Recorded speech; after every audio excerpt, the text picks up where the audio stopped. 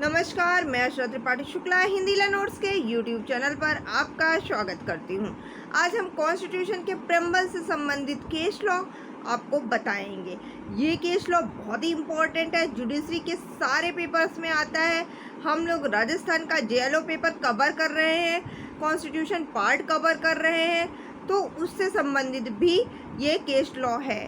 इसके अलावा ये पीसीएस जे या फिर लॉ रिलेटेड जितने भी एग्ज़ाम्स होते हैं उन सभी एग्ज़ाम्स के लिए महत्वपूर्ण है। ये एलएलबी एलएलएम के छात्रों के लिए भी बहुत ही महत्वपूर्ण है, क्योंकि कॉन्स्टिट्यूशन सब में पढ़ना ही पड़ता है और कॉन्स्टिट्यूशन का प्रेम्बल जो है ये एक इम्पॉर्टेंट पार्ट होता है। इससे हर एग्ज़ाम में क्वेश्चन पूछे ही जाते हैं, तो इसलिए भी ये काफ़ी इम्पॉर्टेंट है। तो प्रेम्बल के हम सबसे पहले केस लॉ की ओर चलते हैं। सबसे पहला जो केस है वो रीवेरुवेरी का केस है। रीवेरुवेरी केस में कहा गया है कि जो प्रेम्बल है वह कॉन्स्टिट्यूशन का पार्ट नहीं है, यानी कि प्रेम्बल जो है वह कॉन्स्टिट्यूशन से बाहर का पार्ट है। और क्योंकि ये कॉन्स्टिट्यूशन से बाहर का पार्ट है, इसीलिए इसका सब्सटेंसिव पावर भी नहीं है। ठीक है, यही रीवेरुवेरी केस में बताया गया है।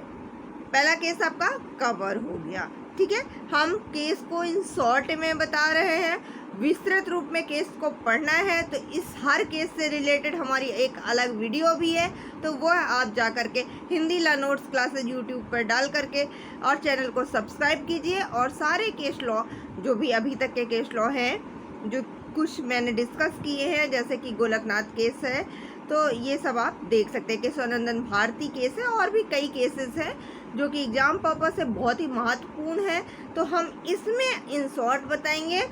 वैसे हमने अलग अलग केस लॉ का विस्तृत बारे में भी बताया है, तो वो आप सर्च करके देख सकते हैं। ठीक है, अब चलते हैं हम लोग गोलकनाथ केस में। Golaknath versus state of Punjab case में ये बहुत ही महत्वपूर्ण केस है। ये भी सारे एग्जाम्स में लमसम कवर करता है ये केस लॉ। इस केस लॉ में था क्या, ये प्रेम्बल का महत्वपूर्ण केस है। इसकी स्टार्टिंग ही हुई थी कॉन्स्टिट्यूशन में। ठीक है, इसमें क्या था कि 500 एकड़ ज़मीन को लेकर के ये केस था। ज़मीन क्या था कि लैंड टेन्योर एक्ट को इस केस में चैलेंज किया गया था।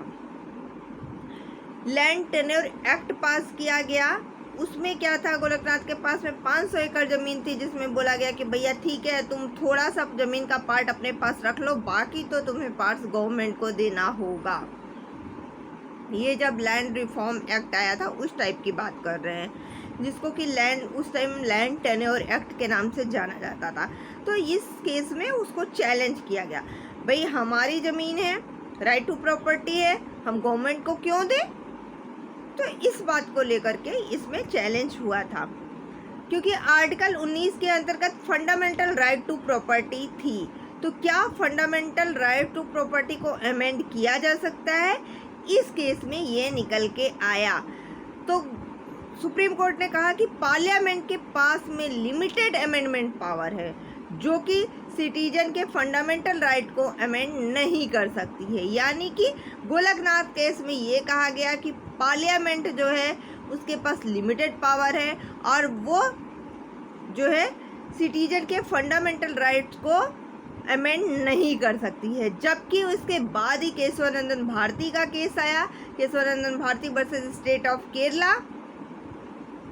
यह केस बहुत ही इम्पोर्टेंट केस था। ये केस सिर्फ 3 कारणों से जाना जाता था। इसमें बेसिक स्ट्रक्चर जो है उसको डिफाइन किया गया था। अब फिर इसमें जुडिशियल रिव्यू की बात की गई थी, बेसिक स्ट्रक्चर में क्या क्या आएगा और पार्लियामेंट की अमेंडिंग पावर क्या है, इन 3 चीज़ों के बारे में इस केस में बात किया गया था। केस का विस्तृत अध्ययन करने के लिए इस केस को हमने डिटेल में भी बताया, तो आप केशवानंदन भारती केस जो है हिंदी लर्नर्स क्लासेस में जा कर के आप देख सकते हैं। इस केस में क्या हुआ था, इसमें राइट टू प्रॉपर्टी में गवर्नमेंट जो है इंटरफियरेंस को रोकने की बात कही गई थी। भाई गवर्नमेंट को इंटरफियर नहीं करना चाहिए, हमारी प्रॉपर्टी है, हम उसको जैसे चाहे तैसे रखें, गवर्नमेंट को इसमें इंटरफियर नहीं करनी चाहिए थी। तो सुप्रीम कोर्ट ने यह कहा, गवर्नमेंट ने कहा नहीं हम तो कर सकते हैं। तो सुप्रीम कोर्ट ने कहा कि पार्लियामेंट जो है वह उसको अमेंडिंग पावर है, और वे फंडामेंटल राइट्स को भी अमेंड कर सकती है, परंतु वो ऐसे अमेंड करेगी कि किसी भी कॉन्स्टिट्यूशन के वे बेसिक स्ट्रक्चर को अमेंड नहीं कर सकती है। अब बात हो गई भैया बेसिक स्ट्रक्चर को अमेंड नहीं कर सकती, अब बेसिक स्ट्रक्चर है क्या? तो इस केस में ही सुप्रीम कोर्ट ने बेसिक स्ट्रक्चर के बारे में बताया था कि बेसिक स्ट्रक्चर कॉन्स्टिट्यूशन का क्या क्या है और बेसिक स्ट्रक्चर के अंतर्गत कौन कौन सा भाग आएगा, क्या आएगा बेसिक स्ट्रक्चर में। उसके बाद फिर लैंड रिफॉर्म एक्ट आ गया, गवर्नमेंट के पास थोड़ा बहुत पावर हो गया अमेंडिंग पावर, अमेंड करने के बाद पार्लियामेंट के, कि वे लोगों के हित के लिए, लोगों की हित के लिए वे कुछ ज़मीनें ले सकती हैं और उसका मुआवजा सरकार को देना पड़ेगा, वो रेट जो उस समय चल रहा होता है। फिर इस पे बात आई, गवर्नमेंट ने लोगों की ज़मीनें हड़पना शुरू कर दिया, मनमानी ढंग से करने लगी। तो इस पे सुप्रीम कोर्ट ने, क्योंकि गवर्नमेंट ने कह दिया था कि भाई अब हम ले सकते हो तो हम कैसे भी ले सकते हैं, तो बात यहाँ पर आई कि आपने कैसे लिया, क्या उसको आपने प्रॉपर पैसे दिए क्या नहीं दिए, इस पे जुडिशियल रिव्यू होना चाहिए, सुप्रीम कोर्ट के पास जाना चाहिए। अगर किसी के साथ गलत हुआ है तो वह सुप्रीम कोर्ट के पास जा सके। जब आपके पास पता चल रहा है कि आप किसी चीज़ में केस ही फाइल नहीं कर सकती हैं, ये चीज़ हमने आपसे ये पेंसिल छीन लिया, तो एक तो है कि हमने ये पेंसिल आपसे मांग के लिया कि भाई ये हमें ये लिखना है, आप ये पेंसिल दे दीजिए। दूसरा है, दूसरे बच्चे को ज़रूरत थी, हमने आपसे कहा थोड़ी देर के लिए दे दीजिए ये पेंसिल। तीसरा, हमें ये पेंसिल अच्छी लग गई, हमने आपसे रिक्वेस्ट करके मांग ली। चौथा, हमने ज़बरदस्ती छीन लिया और कह दिया कि अब आप इसकी शिकायत भी किसी से नहीं कह सकते, तो ये तो गलत हो गया ना। तो इसलिए जुडिशियल रिव्यू को लाया गया कि क्या ये पेंसिल हमने आपसे ली है तो किस इंटेंशन से ली है, क्या हमने मांग के ली है, क्या हमने इसकी कॉस्ट दे के आपको ली है, क्या कैसे लिया है, कैसे कहीं हमने आपसे ज़बरदस्ती तो नहीं की है। तो ये सब पे जुडिशियल रिव्यू लाने की बात की, यानी कि सुप्रीम कोर्ट इस चीज़ को देखे कि जो लैंड रिफॉर्म एक्ट पास हुआ है वो सही से कार्य कर रहा है नहीं कर रहा है, अगर कोई कंप्लेन करता है तो उसको वो देख सके। ठीक है, यहाँ पर इसकी बात की गई है। अब आगे जुडिशियल रिव्यू पे ही आपका जो है केस लॉ है। फिर आगे आपका इंदिरा नेहरू गांधी वर्सेस राज नारायण का केस, ये केस भी बहुत ही फेमस है। उस समय क्या था, इंदिरा गांधी जी का जो है पावर थी उनके पास में, इलेक्शन कराई, इसको इलेक्शन केस के नाम से भी जानते हैं। इलेक्शन कराया तो बाद में जब इलेक्शन चल ही रहा था, पार्लियामेंट वहाँ पर चल रहा था, सुप्रीम कोर्ट को लगा कि इलेक्शन गलत ढंग से हुआ है, उन्होंने इलेक्शन को गलत ठहरा दिया। ठीक है, फिर इंदिरा गांधी जी ने के पास तो पार्लियामेंट का पावर था भाई, उन्होंने पार्लियामेंट में 39 अमेंडमेंट ला करके पास कर दिया कि आर्टिकल 329A को हटा करके जो है फिर कॉर्पोरेट प्रैक्टिस की वजह से, क्योंकि इन्होंने इलेक्शन को गलत ठहरा दिया था, तो उन्होंने कह दिया कि भैया अब ये इलेक्शन जो है ये आपका पावर ही नहीं रह गया, आप जुडिशियल रिव्यू ही नहीं कर सकते हैं, ये गवर्नमेंट के पावर हो गई। अच्छा ठीक है, अब इन्होंने ला दिया कि इलेक्शन का जुडिशियल रिव्यू नहीं हो सकता है। पार्लियामेंट में इन्होंने 39 अमेंडमेंट एक्ट पास कर दिया, क्यों, हमारा गवर्नमेंट है, हम कुछ भी कर सकते हैं, जैसा कि आजकल हो ही रहा है, आप देख ही रहे हो। फिर सुप्रीम कोर्ट ने कहा कि भैया डेमोक्रेसी भी तो कुछ चीज़ होती है, आप जैसे तैसे कर लेंगे तो हम भी आपकी जैसे तैसे कर सकते हैं ना। तो जुडिशियल रिव्यू के लिए आपने मना कर दिया, कोई बात नहीं, लेकिन भैया डेमोक्रेसी भी तो एक चीज़ होती है, कुछ होता है डेमोक्रेसी की नहीं, आप कुछ भी करोगे तो लोगों के हित में करोगे कि नहीं। सुप्रीम कोर्ट ने ये कह दिया कि डेमोक्रेसी अब बेसिक स्ट्रक्चर है, ये चीज़ हमने पहले ही कह दिया था कि भैया बेसिक स्ट्रक्चर से छेड़छाड़ नहीं हो सकती है। तो जब बेसिक स्ट्रक्चर से छेड़छाड़ नहीं हो सकती हमने बोल दिया था, तो जो डेमोक्रेसी है ये भी तो बेसिक स्ट्रक्चर का एक पार्ट है,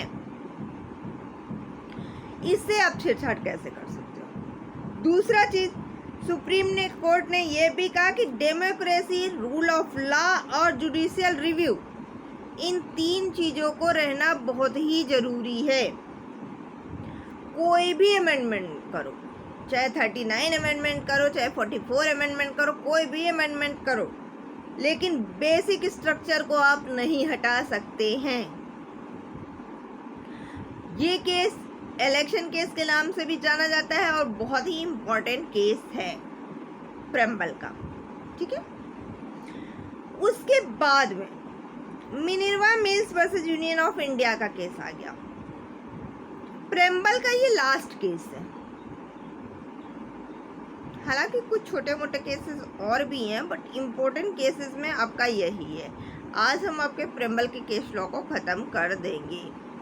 तो वीडियो अगर आपको थोड़ी भी पसंद आ रही हो तो कमेंट बॉक्स में जाके कमेंट कीजिए, अपने फ्रेंड्स में शेयर कर दीजिए, और अगर जिन्होंने अभी तक चैनल को सब्सक्राइब नहीं किया है वो चैनल को सब्सक्राइब कर लीजिए।